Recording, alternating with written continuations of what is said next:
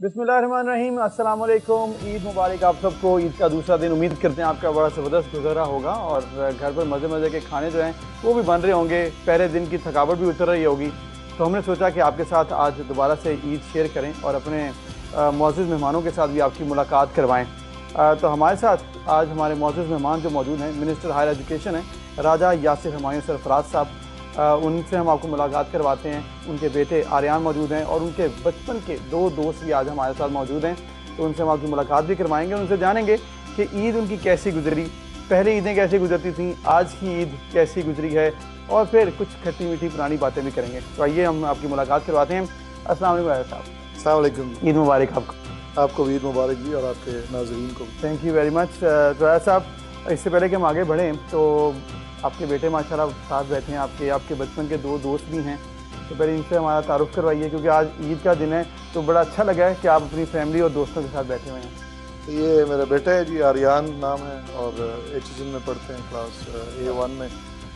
और ये अली सिपरा साहब हैं।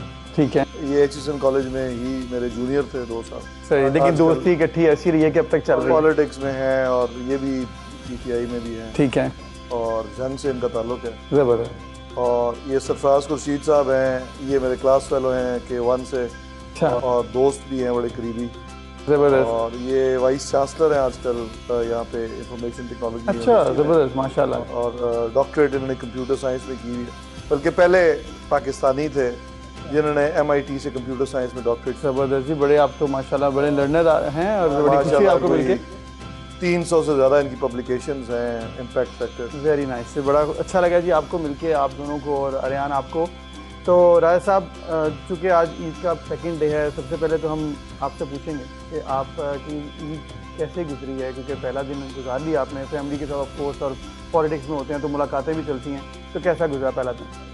पहले दिन जी ऑब्वियसली सबसे इम्पोर्टेंट चीज़ तो कुर्बानी है, क्योंकि ये ईद कुर्बा है और इसका जो मैसेज है उसको तो कुर्बानी का ही है।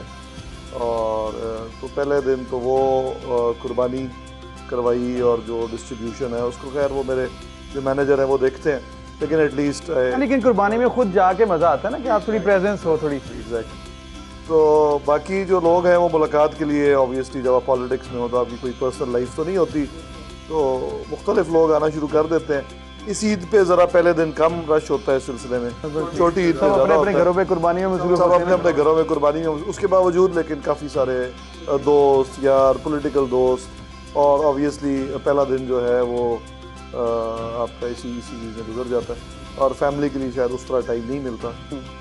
पहले ही आपने बता दिया, वरना मैंने आर्यान से यही पूछना था कि आपकी पॉलिटिक्स में आने के बाद से आर्यान और बाकी जो घर पे हैं वो कितना मिस करते हैं। तो बताएं आर्यान, आप बाबा तो पॉलिटिक्स में काफ़ी अरसा हो गया है, तो कैसे आपकी को होता है कि यार बाबा आप टाइम नहीं दे रहे? टाइम तो मिल जाता, पहले भी इतना ही मिलता था जितना मिलता है। अच्छा, पहले ही बाबा रात में और ही होता था। ये बड़ी इम्पोर्टेंट बात बता दी। अब भी शाम को आता था, शाम को घर आता था, कम ही मिलता। तो मतलब आपको कोई खास डिफरेंस महसूस नहीं हुआ? नहीं, अब नहीं होता। इलेक्शन वाले दिनों, इलेक्शन के दिनों में तो ऑब्वियसली वो एक प्रॉपर सब मसरूफ होते हैं। तो राजा कितने बच्चे हैं आपके माशाल्लाह? 3 है। अच्छा, 3 बच्चे हैं। 2 बेटियाँ हैं। चलो ज़बरदस्त है, बल्कि बड़ी खुशी हुई है आपको मिलके कि आप मेरे जूनियर एजिसोनियन हैं और आप मेरे सीनियर एजिसोनियन हैं। तो ये एक अच्छा, एक बड़ा यूनिक। जी हाँ, ये तो बड़ा एक फ्रेटर्निटी है जिसमें। सही। तो ऐसा बड़ा अच्छा लगा कि आपके फैमिली के हवाले से तो चलें अभी पूछेंगे कि मज़ीद आर्यान को क्या क्या अभी पुरानी बातें याद आती हैं।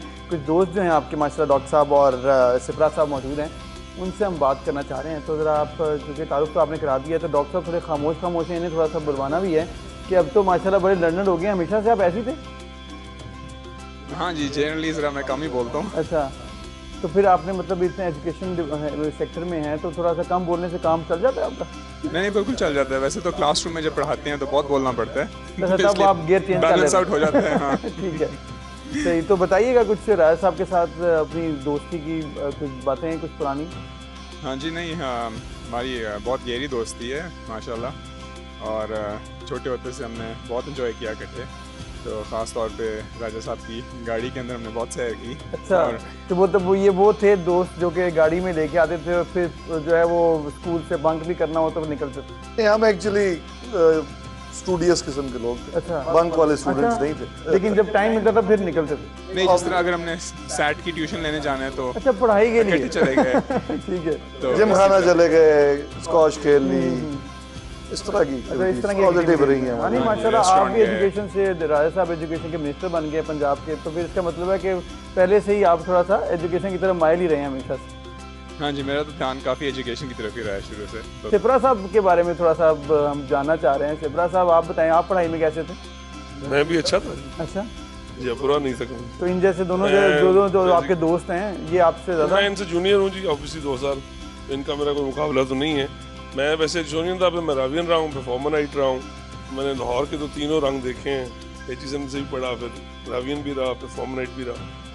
तो लाहौर के तो रंग देखे हैं। उसके बाद फिर मैंने कुछ ऐसा जॉब की है, गवर्नमेंट सर्विस में था मैं, सेक्शन ऑफिसर। मैंने 10-11 साल जॉब की है, तो मैंने क्विट कर दिया और राय साहब को फॉलो करते हुए मैं कुछ पॉलिटिक्स अच्छा, आप में। ये पॉलिटिक्स में आ गए जी, हैं? मैंने PTI को ज्वाइन किया 2013 में। अच्छा, पाकिस्तान तरीके After साहब आपने भी resigning ज्वाइन job, करना है। जी। ठीक है, तो बेसिकली उस अब वजह से- आपके दोस्त जो हैं वो आपके साथ पॉलिटिक्स में भी साथ साथ हैं। तो राजा साहब के बारे में कुछ बताएं ना, जब पॉलिटिक्स से पहले के राजा साहब और अब के कुछ डिफरेंस तो नहीं आ गया? नहीं, कोई खास डिफरेंस नहीं आया जी। जिस तरह के पहले ऑनेस्ट और हार्ड वर्किंग थे, उसी तरह अब भी हैं। बड़े लविंग किस्म के आदमी। सबसे बड़ी जिनकी खूबी है वो ये है कि ये लोगों को गाइड करते हैं, लोगों को हेल्प करते हैं। हेल्प इस सेंस में कि जो सबसे बड़ी बात है कि लोगों की लाइफ चेंज करने की कोशिश करते हैं, आपको अच्छा मशवरा देते हैं। ये नहीं एक होता है ना हेल्प काम करवा दिया, काम तो हर कोई करवाता है। कोशिश करते हैं कि अगर आप कि किसी की बंदे जिंदगी में को कुछ बदलाव आ बदलाव जाए, आ बड़ी जबरदस्त बात है अगर वो कोई माशाल्लाह। बेहतरी लाई जा सकती है, उसकी खामी है, उसको गाइड करते हैं कि यार इसको चेंज करो। कोई अगर किसी जगह मिस फिट है, उसे कहते हैं छोड़ दो, किसी और जगह चले जाओ, अच्छी रहोगे तुम। तो आपको इन्होंने गाइड किया कि आप सियासत में फिट बैठते हैं, इसलिए आप उस आगे? वक्त मैंने इनसे ये मशवरा नहीं लिया, क्योंकि मेरी भी फैमिली में चूंकि पॉलिटिक्स पुरानी थी, ये मशवरा नहीं लिया। लेकिन मैं फिर भी समझता हूँ कि पॉलिटिक्स में मैं PTI के बारे में दोबारा तो नहीं सोच रहे कि क्या सही किया कि ऐसा नहीं? कोई सोच नहीं है जी। अब एक दफा ज्वाइन किया है तो इंशाल्लाह एंड तक तो ले जाएंगे, चले, जब तक PTI है। जबरदस्त अच्छी अल्लाह बात खैर। है। तो राजा साहब, अब चूंकि आपके दोस्त हैं, सब पुरानी बातें हो रही हैं, तो बताइएगा अब डिफरेंसेस जो आ चुके हैं ईद के मनाने में। जब आपको बचपन की ईद होती थी और अब की ईद, या फिर पॉलिटिक्स में आने से पहले की, क्या आपने देखा है? बचपन में भी मैं ज़ाहिर है होता तो लाहौर में था, और लेकिन ईद के दिनों में हम अपने गांव चले जाते थे, चाहे या फैसलाबाद या चकवाल। और दोनों जगह पे फैमिली इकट्ठी हो जाती थी, ताया के बच्चे, चचा के, और क्रिकेट मैच खेल लिया। कभी अक्सर हम जब थोड़े से व्हेन वी ग्रू अप, तो हमारे साथ वाला गांव था, एक राजे वाला फैसलाबाद में हमारा गांव था, उसके साथ एक एडजेसेंट गांव था वकील वाला, और राजे वाला में तो सिर्फ हमारी फैमिली रहती थी। तो एक हम क्रिकेट टीम एक हमारी होती थी जिसमें सारे कजन्स थे हम, और वो साथ वाले गांव की टीम बड़ी कंपेटिटिव थी, बड़े वहाँ पे अच्छे खिलाड़ी होते थे, तो हम उनके साथ अक्सर मैच खेलते थे और हारते थे उनसे। अच्छा, हार जाते थे? जी, लेकिन obviously। आपको था कि टीम अच्छी है तो कोई नहीं, मज़ा आता है गेम खेलने का? और एंजॉय करने के लिए खेलते थे। तो एक वो रेगुलर फीचर था ईद पे cricket match, which we really enjoyed all of us. और उस ज़माने में फोटोग्राफी बड़ी इन होती थी। आजकल तो यार मोबाइल में कैमरा लगा है, लेकिन उस वक्त अच्छा कैमरा होना भी एक बिल्कुल बिल्कुल, इसमें कोई शक नहीं। फोटोग्राफी करते थे, तस्वीरें। वालिद साहब को मेरे फोटोग्राफी का शौक था। तो ईद पे कोई ये बात आम थी कि कपड़े अच्छे पहनना, फोटोग्राफी करना, एक दूसरे की तस्वीरें खींचना। दिस वाज मतलब अब इट्स, मेरा ख्याल है कि एक तो फोटोग्राफी में भी कोई चार्म नहीं रहा। बिल्कुल नहीं। अब तो देखें जो हर वक्त लोग तस्वीरें खींच रहे हैं। एग्जैक्टली, वो एक Just आपके become हर एक के a हाथ norm। में आ गया ना, इसलिए ये कोई वो ओके ये नहीं है, बल्कि हर वक्त लोग खींच वो रहे तो हैं। हमें याद है बचपन में, तो एक कैमरे में तस्वीर खींचनी है तो प्रॉपर उसका इंतजार होना है, जब उसने दोबारा Print हो गया, print सब हो गया, देख रहे हैं, तो it और was वो quite- जाया हो जाती थी एक तस्वीर, तो बड़ा टेंशन होती थी। Exactly। तो ये तो वो अब तो बहुत डिफरेंसेस आ गए हैं, इसमें कोई शक नहीं है।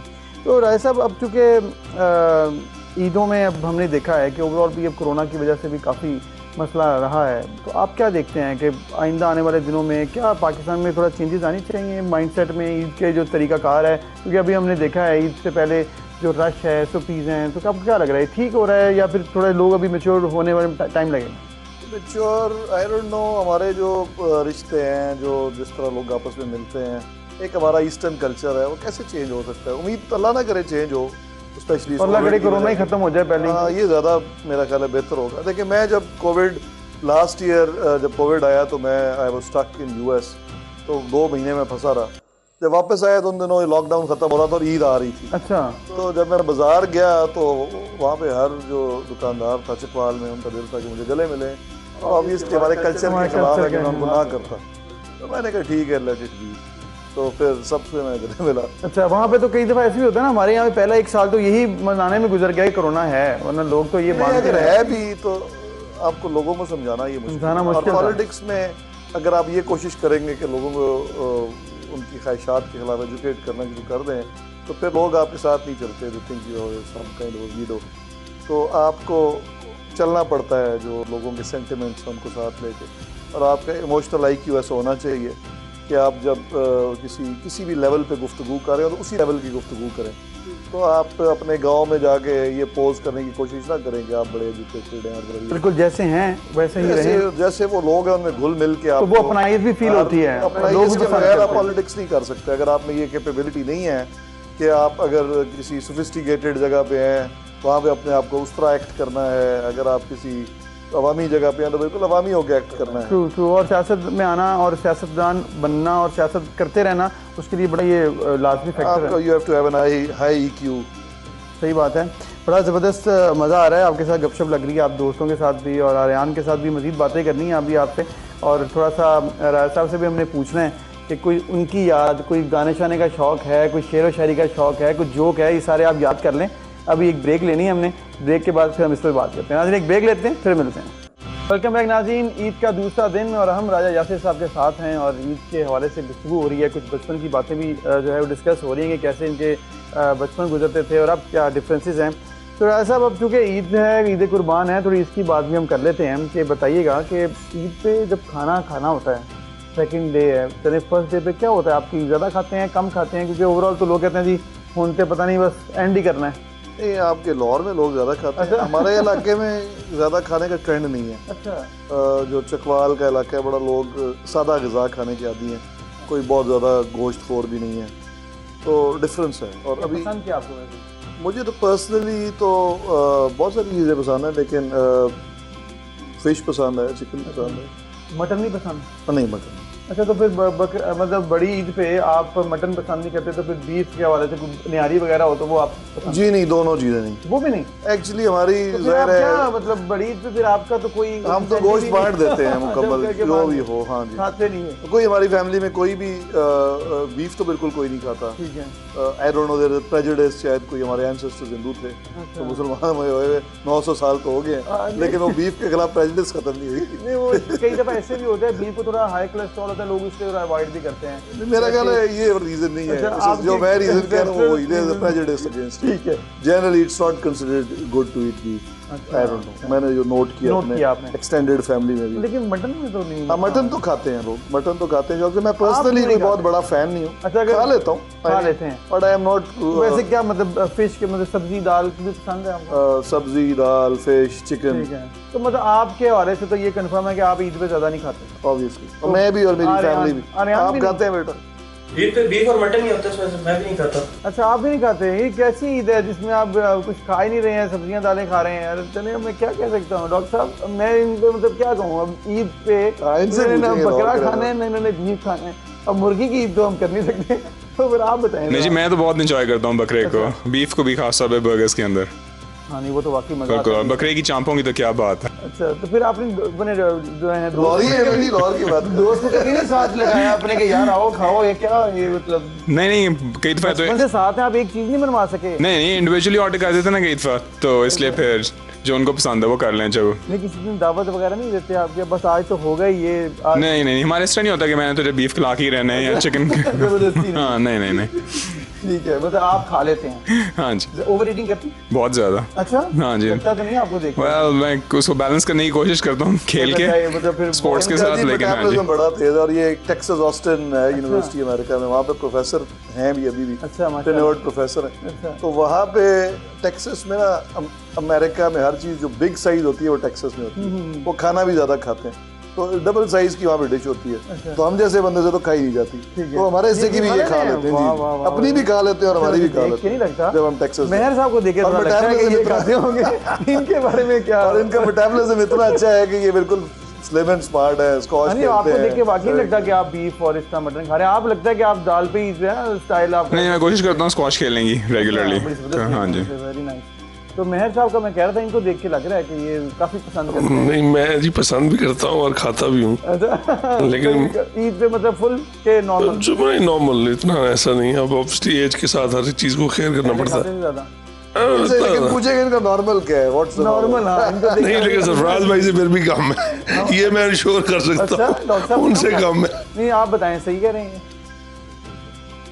सही कह रहे हैं। अच्छा, मतलब ये आप इनसे कम खाते हैं? चलें, वो जबरदस्त। मेटाबॉलिक रेट की बात है ऑब्वियसली, लेकिन खाना तो फिर खाते हैं, तभी नजर आ रहा है। मेरा तो खाना नजर आ रहा है। डॉक्टर साहब तो नहीं करवा सके आपने? राज साहब को कभी कोई इस तरफ क्यों नहीं लेके आए? मैंने ऊपर बताया ना, मेरे सीनियर भी हैं जी, तो फिर मुझे तो जरा केयरफुल हो इज्जत के चक्कर में गया। वैसे भी वो पसंद नहीं करते हैं, इनको कॉन्टिनेंटल फूड ज़्यादा पसंद है, चाइनीज़ भी पसंद करते हैं, या फिर वो जो जिसका कह रहे हैं सादा खाना, दाल सब्जी पसंद करते हैं।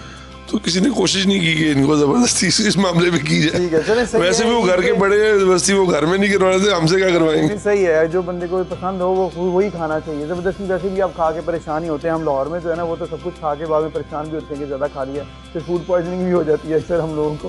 अच्छा राज साहब, चूँकि हम थोड़ी लाइट गुफ्तगू हो रही है कि आपको खाने में क्या पसंद है, मूवीज़ वगैरह देखते हैं या कोई शायरी, सिंगिंग, इससे किसी से लगाओ? जी जी बिल्कुल। मूवीज तो जिंदगी के हर स्टेज पे मुख्तलिफ किस्म की। कौन सी, मतलब सीरियस मूवीज या कोई ड्रामा? वो मैं कह रहा हूँ कि डिपेंड्स कि कब कौन सी। 80s में कोई और देखता था, जवानी में कुछ और पसंद 90s होता में है, कोई और अब कोई और। अच्छा लेकिन अगर टाइम गुजारना हो तो इंग्लिश का कोई एक्शन थ्रिलर अच्छा देख के। लेकिन अब मैं तंग आता जा रहा हूँ, वो एक ही तरह की स्टोरी लाइन जो है वो दिमाग पे सवार होगी। आजकल मैं कोई सोच रहा हूँ चेंज, अपना जॉनरा चेंज करना है कुछ। एग्जैक्टली। उसके अलावा म्यूजिक ऑब्वियसली वो भी हर किस्म का। म्यूजिक सुनने में कौन सा ज़्यादा पसंद है?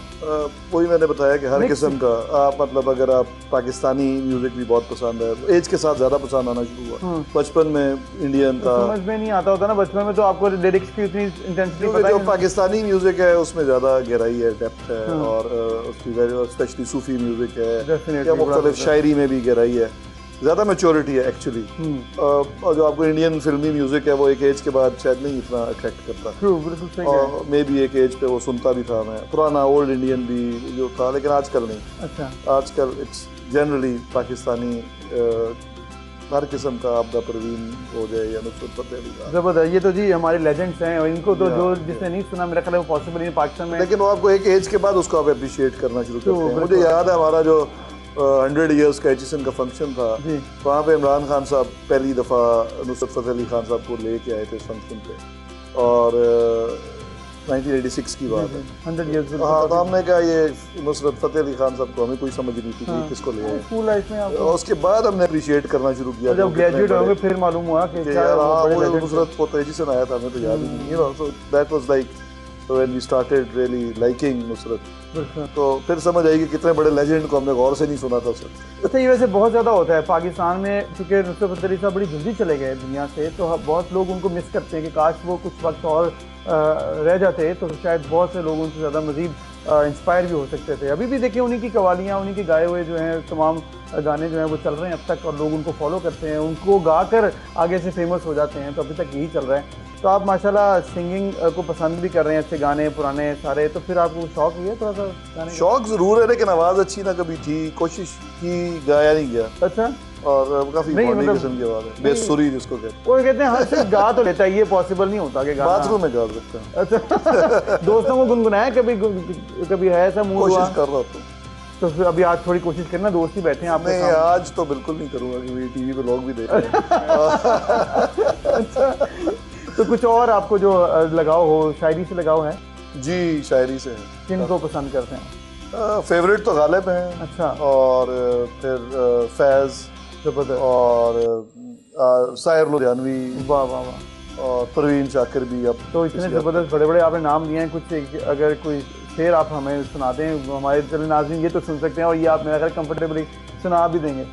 लेकिन मेरा एक्चुअली मैं शेर सुनाते हुए गलती ज़रूर करता हूँ। अच्छा, नहीं कोई बात नहीं, वो हम जो है वो एडिट कर देंगे। एडिट तो नहीं होगी, जो शायद शेर जो चल रहा है वो चलेगा, लेकिन वो हम आपकी फॉरगो कर देंगे, कोई बात नहीं। चले अभी फिर थोड़ी देर तक सुनाते हैं। अच्छा, अभी एक और ब्रेक के बाद आप सुनाएंगे?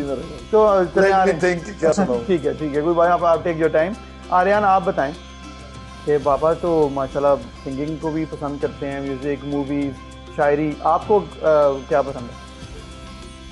सर मुझे भी पसंद है, लेकिन मुझे ज़्यादा इंडियन पसंद है, शाहरुख खान। अच्छा। फेवरेट एक्टर और फिल्म से शाहरुख खान की देखते हैं। अच्छा, तो आपको गाने का या कुछ सुनने का, म्यूजिक का शौक है?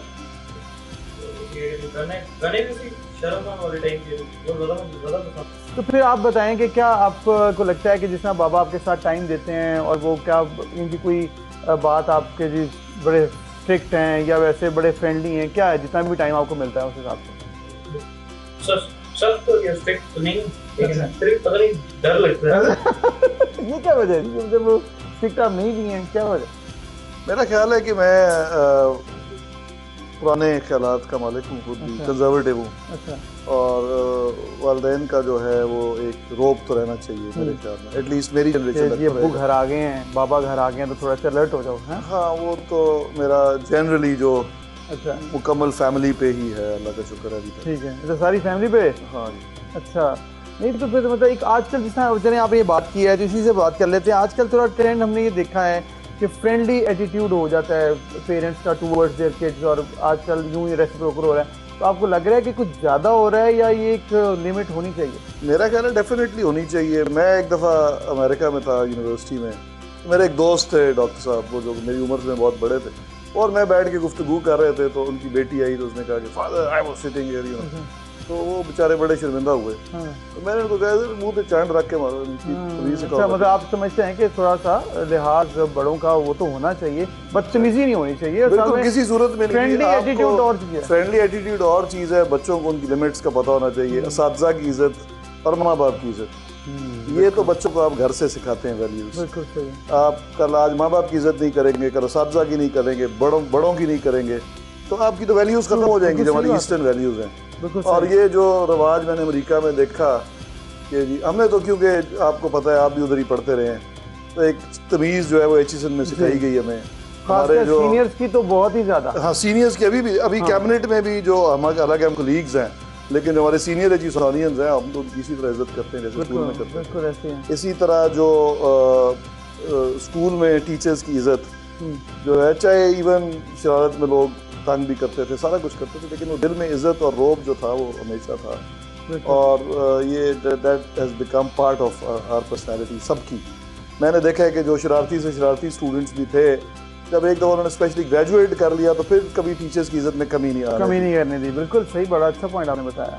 और राज साहब, जो आपने बताया ना कि पेरेंट्स के साथ फ्रेंडली एटीट्यूड और साथ एक ऐसा मार्क होना चाहिए जिसमें बदतमीजी और फ्रेंडली एटीट्यूड में डिफरेंस पता हो। आपको फ्रेंडली होना भी चाहिए कि मतलब हाँ, डेफिनेटली। मैं तो ये ना होना कि बात जो है वो इतनी ना हो सके कि वो अपनी बात दिल की उसमें आई डोंट बिलीव। मेरे वालिद साहब भी मेरे से बड़े फ्रेंडली थे, लेकिन बहरहाल वो कभी बिल्कुल उन्होंने क्रॉस कभी नहीं करने दी लिमिट। और इसी तरह मेरा भी बच्चों के साथ यही एटीट्यूड है। सही है। तो बेसिकली तभी वो कह रहे हैं कि हैं बड़े स्ट्रिक्ट तो नहीं है, लेकिन वो डर लगा रहता है। वो असल में वो एक आपने ऐसा बनाया हुआ ऑरा है जिसकी वजह से वो एक डर भी रहना चाहिए, इज्जत भी रहती है, फ्रेंडली एटीट्यूड भी हो, और ये शेयर भी करें। सिर्फ एज तक ही होता है, उसके बाद आपको आहिस्ता आहिस्ता बच्चों को आज़ादी देनी चाहिए।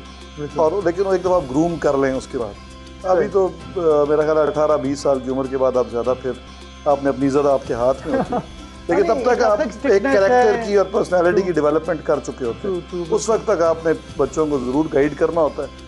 उसके बाद फिर जो आप ज़िंदगी में तरबियत कर चुके हैं वो कर चुके हैं। तो बिल्कुल सही, बड़ी ज़बरदस्त बात की आपने। और हमारे व्यूअर्स भी हैं वो भी सुन रहे हैं राजा साहब को, तो वाकई ये पेरेंटिंग के हवाले से इन्होंने बड़ा अच्छा एक गाइडेंस दी है कि किस तरह से आपने एक मार्क रखना है कि वो लाइन क्रॉस ना हो, जिसमें पेरेंट्स की इज्जत जो है वो भी बरकरार है लेकिन फ्रेंडली एटीट्यूड भी हो।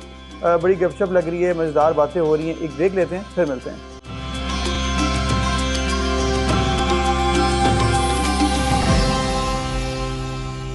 वेलकम बैक जी। और ब्रेक पर जाने से पहले जैसे कि हमने राजा साहब से बात की थी कि हमें एक ज़बरदस्त शेर सुनाएंगे, लेकिन उससे पहले हमारे सामने एक ज़बरदस्त चाय आ गई है, वो भी हम एंजॉय कर रहे हैं, साथ साथ राजा साहब का शेर भी एंजॉय करेंगे। राजा साहब, वक्त अब ख़त्म हो रहा है, तो हमने आप सुनना तो आपका शेर सुनाने का वक्त अब शुरू हो रहा है। जी, मैं सोच रहा था ऐसा शेर सुना दूं जो मेरी अपनी शायद हिस्ट्री से और लाइफ से भी रिलेट करता हो। तो गालिब का शेर है, कहा तो उन्हें अपने बारे में, लेकिन वो शायद बहुत सारे लोगों पे फिट है। गालिब की शायरी की खूबसूरती यही है कि वो एग्जिस्टेंशनलिज्म उसमें है। और तो ये शेर 100 पुश से है पेशाए अबा सिपागरी, 100 पुश्त से है पेशाए अबा सिपा गई, कुछ शायरी ज़रियाए इज़्ज़त नहीं मुझे। वाह, सादिक हूँ अपने कौल में गालिब खुदा गवाह, कहता हूँ सच के झूठ की आदत नहीं मुझे। ज़बरदस्त, क्या बात है, क्या बात है। और मेरे ख्याल में ये ज़िंदगी का कुलिया भी होना चाहिए कि झूठ नहीं बोलना, सच कहना है, क्योंकि उसमें ही मेरे ख्याल में एक लाइफ का मोटो होता है। बड़ा ज़बरदस्त आपने शेयर चूज़ किया जी। तो और इससे अंदाज़ा हो रहा है कि वाकई आपको बड़ा ज़बरदस्त लगा हुआ है और बड़े बड़े लेजेंड्स को आप पढ़ते हैं। तो राय साहब, अब चूँकि थोड़ी सी बातें पुरानी भी करनी है कि आपके साथ कुछ यादगार मोमेंट्स जो आपके दोस्तों से भी हम सुनेंगे कि उनको क्या आपके साथ मेमोरी रिकॉल करते हैं। आर्यान से पहले हम पूछ लेते हैं कि आर्यान, वैसे तो बाबा आपके स्टिक नहीं है, आपने बता दिया, लेकिन आपको डर भी थोड़ा सा रहता है, वो इसके अलावा कुछ आप हमें कुछ शेयर ऐसे करें मेमोरी जिसमें आपको याद हो और आपकी मेमोरी में फिट हो गई हो बाबा के साथ आपकी एक यादगार बात। एक तो काफी पहले स्विमिंग सिखा रहे थे बाबा स्विमिंग पूल में, तो वैसे ही मुझे स्विमिंग का बहुत शौक है, पापा को भी है। अच्छा, दोनों साथ साथ कर रहे थे, तो मुझे डीप में जाने का शौक था। अच्छा, मैं वैसे ही चला गया और थोड़ी देर बाद डूबना शुरू हो गया। तैयारी नहीं थी ना वो तब उस। मुझे आती नहीं थी। अच्छा, आती नहीं थी और डीप में जा रहे थे। बस चला गया था, फिर बाबा ने बचा लिया बस। ज़बरदस्त ही, बड़ा ज़बरदस्त मेमोरी शेयर हुई है। और मेरे ख्याल में राज साहब, जो कि आप के दोस्त ने जिक्र किया है कि उम्रा जब आप करने गए, या ये जो रूहानी साइड है, ये बहुत कम लोगों के साथ आप शेयर भी कर सकते हैं, क्योंकि आपका ये जो पर्सनल चीज़ होती है, तो आपके दोस्तों के साथ आपने शेयर की और ख़ासकर मेहर साहब के साथ। तो इस बारे में कुछ बताएं, उम्रा करना कैसा एक्सपीरियंस था पहली दफ़ा जब आप गए थे, और उसके बाद दिल करता है ना दोबारा जाने को? जैसे मेरा तो बहुत दिल करता है। अब अल्लाह के फजल से कोई 10-12 दफ़ा जा चुके माशाल्लाह। आज पे भी अंदर भी। और जब पहली दफ़ा गया था तो शायद इतना एक्साइटेड नहीं था, फ्रैंकली था भी, और वालदा इंसिस्ट कर रही थी। तो जब मैं वहाँ गया तो 4 दिन के बाद, 4-5 दिन मक्का में स्टे था। जब मैं वहाँ से निकला तो मुझे फील हो रहा था कि जैसे मैं कोई चीज़ छोड़ के जा रहा हूँ, और कोई फोर्स थी जो मुझे पुल कर रही थी। हालांकि अपेरेंटली कोई दुनियावी चीज़ वहाँ पे ऐसी नहीं थी जो मुझे अट्रैक्ट करती है, उसमें तो आई कुड फील कि देयर वाज सम फोर्स। और मदीना शरीफ में भी जाके एक इंतहाई सुकून का एहसास जो लोग अक्सर नरेट करते हैं, वो तो पहली दफ़ा था। फिर लेकिन वो दिल ये किया कि दोबारा जाएगा, फिर मैं दोबारा बार जाने का गया। लेकिन जो थर्ड टाइम था, तीसरी दफ़ा जब मैं गया, तो वो एक इंतहाई ज़बरदस्त किस्म के कुछ एक्सपीरियंसेस थे जो शायद मैं बयान नहीं कर सकता। और उसके बाद फिर मुख्तलिफ दोबारा जाके मैं कोशिश करता रहा कि वो दोबारा मैं री एक्सपीरियंस कर सकूँ, लेकिन मेरा ख्याल है वो उस तरह की दोबारा एक्सपीरियंस मुझे फिर कभी नहीं हुआ। तो ये रूहानी एलिमेंट होता है, कभी कभी वो हिट भी करता है, कभी नहीं होता। लेकिन मैं समझता हूँ कि एक बहुत बड़ी ब्लेसिंग है। ट्रू, अल्लाह ताला जी सबको अपना घर दिखाए। मेरे ख्याल में हमारा भी जब एक्सपीरियंस था, हम तो अपने ग्रुप के साथ गए थे, चैनल के ग्रुप के साथ, तो वाकई बहुत ज़्यादा एक जो कि सोचा भी ना होता वो एक्सपीरियंस वाकई वहाँ पे होता है। तो ऐसा अपार्ट फ्रॉम दिस कुछ और आप कुछ याद शेयर करना चाहें अपने बचपन की, अपने दोस्तों के साथ? आपके दोस्तों ने तो बता दिया, बेटे ने बताया, आप कुछ मेमोरी जो आपके साथ अब तक आपने रखी हुई है और साथ चल रही है? देखिए, बहुत सारी मेमोरीज़ हैं अपने स्कूल के दोस्तों के साथ भी, कॉलेज के दोस्तों के साथ भी, और एक तो कोई है नहीं कि मैं कहूँ कि बस वही चीज़ याद है। तो जब मुख्तलिफ दोस्त याद भी आते रहते हैं, मेमोरीज भी साथ ही हैं, और वो अल्लाह का शुक्र है बड़ी खुशगवार मेमोरीज हैं। सही, बिल्कुल। तो इन दो ये तो है, क्योंकि दोस्तों के साथ जितने होंगे उनके साथ आपकी मेमोरीज होंगी, तो आपकी जो दोस्तों के साथ मैंने और अपने दूसरा ग्रुप जो हमारा, जिस तरह अभी आप देख रहे हैं, हम सारे एक स्कूल के सारे स्टूडेंट्स बैठे हुए हैं, और एक एचईएसएम की फ्रेटर्निटी है। तो जब अमेरिका हम जाते हैं तो मुख्तलिफ स्टेट्स में जो हमारे स्कूल फेलोज हैं, उनको वो भी इकट्ठे जमा, इवन कॉलेज के भी मेरे दोस्त जमा हो जाते हैं, लेकिन स्कूल के दोस्त भी हम जमा होते हैं अक्सर। अच्छा। और फिर कोई एक जगह ट्रिप कहीं पे जाते हैं, स्पेशली जो नेशनल पार्क्स हैं वहाँ पे, और इकट्ठा टाइम गुजारते हैं। बड़ा टाइम भी, हाइकिंग, ईद वगैरह भी वहाँ पे गुजारी कभी? जी हाँ, बहुत सारी ईदें, जब मैं पढ़ता रहा 6-7 साल में वहाँ पे ईदें, और वहाँ पे ज़ाहिर है इट्स टोटली डिफरेंट। पाकिस्तान की तो मिस करते होंगे? पाकिस्तान को ज़ाहिर है फैमिली को ज़रूर इंसान मिस करता है, लेकिन वहाँ पे एक बड़ा अच्छा एक जो कम्युनिटी का कॉन्सेप्ट है कि तमाम मुसलमान जो कि हर खित्ते से जिनका ताल्लुक है वो मस्जिद भी आते हैं। मस्जिद का कॉन्सेप्ट एक कम्युनिटी सेंटर की तरह है, वहाँ पे इकट्ठे खाना भी खाते हैं। तो शायद यहाँ पे आप दूसरे लोगों से उस तरह इंटरमिंगल नहीं करते, अपने खानदान से ज़्यादा करते हैं। वहाँ पे आप तमाम जो मुसलमान हैं वो इंटरमिंगल करते हैं ईद पे, और चाहे वो पाकिस्तानी हो या किसी भी और मुल्क से हो। तो ये एक वहाँ पे थोड़ा डिफरेंट है। और बड़ी बिल्कुल, अच्छी- ये बड़ा it's a आपने quiet एक experience। इम्पॉर्टेंट फैक्टर बताया कि यहाँ पे हमारे अक्सर हम देखते हैं कि फैमिली से हम बाहर निकलती ही नहीं है ईद पे, या फिर कम्युनिटी पे इतना ज़्यादा मुलाकात नहीं होती है, बस आपका मोहल्ला होता है या कुछ लोग। वहाँ पे तो आपकी बहुत सी डिफरेंट कम्युनिटीज़ होती हैं, बल्कि आपके डिफरेंट कंट्रीज से लोग आए होते हैं, Exactly। उनके साथ आपका मिलना जुलना जो है वो भी और काफी ईद अच्छा पे होता वो दे जस्ट जो मुसलमान है वहाँ पे तमाम, वो एक कम्युनिटी की जो एक्चुअल फीलिंग है वो है कि जब लगता है कि मुसलमान भाई भाई हैं, चाहे वो कोई मिस्र से है, कोई मिस्र सऊदीया से है, से कोई है, अफ्रीका से कोई है, मलेशिया even से है, American जो है। हाँ, बल्कि यूरोप से भी होते हैं बहुत। और एक चीज़ जो एटलीस्ट जिन दिनों में मैं पे था तो वहाँ पे लोग बड़े खुले जहन के थे, जो इवन वहाँ पे क्रिश्चियंस थे। तो अक्सर मसाजिद के साथ, जो हमारी मस्जिद जो एक चर्च था, तो अपने वो खाने पीने के लिए हमें अपनी सारी फैसिलिटीज़ दे देते थे। अच्छा, और बाद में शायद कोई तंग नजरी आ गई, और उस वक्त एटलीस्ट काफ़ी खुले जहन के लोग थे वहाँ। बिल्कुल, आपने बड़ी सही बात की है कि वक्त के साथ साथ थोड़ा सा हुआ है इस तरफ भी हमारे सोसाइटी में एक्सट्रीमिज़म मेरे ख्याल में थोड़ा सा बढ़ता गया है। तो आपको क्या लगता है कि ये जो एक्सट्रीमिज़म है या फिर फंडामेंटलिज्म, तो इसको हम नहीं कहेंगे, एक्सट्रीमिज़म ही है ये, कि एक हद पे आप चले जाते हैं और आप टॉलरेंस नहीं रहती है। आपको लग रहा है कि हमारी सोसाइटी ओवरऑल वर्ल्ड में ये बढ़ रही है इस तरफ? जी, ये दोनों तरफ है। असल में बहुत कम लोग होते हैं एक्सट्रीमिस्ट होते हैं, लेकिन जो आपका एवरेज जो लोग हैं वो क्योंकि चुप रहते हैं, इन मामलात में इंटरफेयर नहीं करते, और जो एक्सट्रीमिस्ट आपको हाईलाइट होकर नजर आते हैं। तो अमेरिका में भी 99.9% लोग बड़े टॉलरेंट हैं, बड़े दो फ्रेंडली हैं, ना कोई उनको मुसलमानों से दुश्मनी अपेरेंटली है, ना कोई ऐसी कोई तासुब है। वो एक बड़े कम लोग हैं, वो आपको टीवी पे नजर आएंगे। उसी तरह यहाँ पे अमेरिका में समझता बड़ा पाकिस्तान में एक्सट्रीम है। हालांकि फैक्ट ये है कि पाकिस्तानियों से अच्छे लोग तो दुनिया में कहीं नहीं। बिल्कुल बिल्कुल, बेशक। अब चूंकि ईद का मौका है, अब ईद का सेकंड डे है, आप देख रहे हैं बहुत, ये तो है ही कुर्बानी का जज्बा लेकर ये ईद मनाई जाती है कि आप शेयर करें, वही आपका ये जज्बा रिफ्लेक्ट भी करता है। तो ईद के हवाले से सब कुछ आप बात करना चाहें हमारे नाज़रीन के लिए? जो ये कुर्बानी के ईद का जो एक्चुअल मकसद है वो तो ये है कि हमारे दिल में जो कुर्बानी का जज्बा है, एक तो सुन्नत इब्राहिमी तो है, ट्रू, और उसके बाद ये कि आप अपनी ज़िंदगी जो अपने लिए नहीं जी रहे, बल्कि जो इस्सार का और कुर्बानी का जज्बा है उसको उजागर करना है अपने आप को। बेसिकली आपने अपने आप को रीअफर्म करना है कि हम हमारा एक्चुअल फेथ का क्या मेन इंग्रेडिएंट्स हैं। तो मेरा ख्याल है कि शेयरिंग और कंपैशन, ये एहसास करना, कंपैशनेट होना, एक दूसरे के मसाइल को समझना, और उसके साथ उसके मेरा ख्याल है अगर आप मदद को पहुँचें तो मेरा ख्याल इससे बढ़कर और कोई चीज़ नहीं है। और यही इस ईद का भी मकसद है। बड़ा मज़ा आया आपके साथ बात करके राय साहब, और गुफ्तगू हुई है, कुछ पुरानी बातें, कुछ नई, और कुछ आइंदा के प्लान्स। बड़ा अच्छा लगा आपसे मिलके, आपके बेटे आर्यान से, आपके दोस्तों से मिलके पुरानी बातें हुई हैं।